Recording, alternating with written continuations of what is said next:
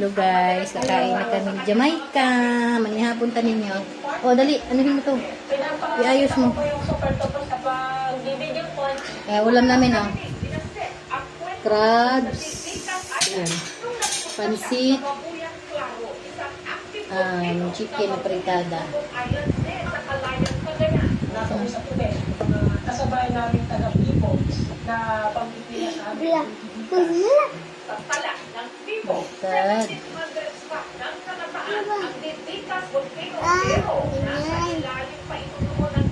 Isa itong underwater volcano or submarine volcano. Lumalaki po ito at lumalawak dahil patuloy po ang pagbusbong nito mula sa ilalim ng lupa. Kung saan kulang po ang present na mga bato sa ilalim ng dagat. Unti-unti raw itong lumitaw sa ibabaw ng dagat taong 1856 dahil sa napadalas din itong pagsabog noon. 1978, uli itong pumutok.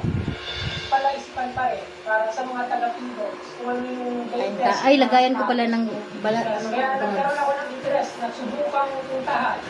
Pero hindi raw basta-basta ang pagpunta roon. Latete, 4 na araw silang bumiyahe sa Cagayan. Hindi pa kayo nakapunta doon. Malayo. Sir. Sir. Ang bangkerong kasama nila sa paglalaya si Alvin, born and raised sa Babuyan Island. Madalas, sa karaniwan na, pinabalot ng mga plastic yung mga dalang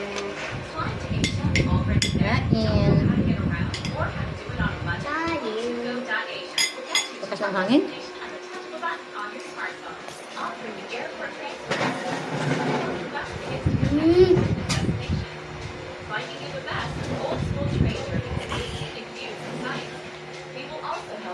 Lipat ng lipat ka.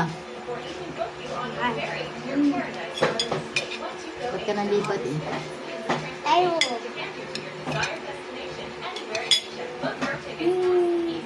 Ako lang kumakain sa crabs. Mati yung nakamala. Magmukbang ka yung crabs.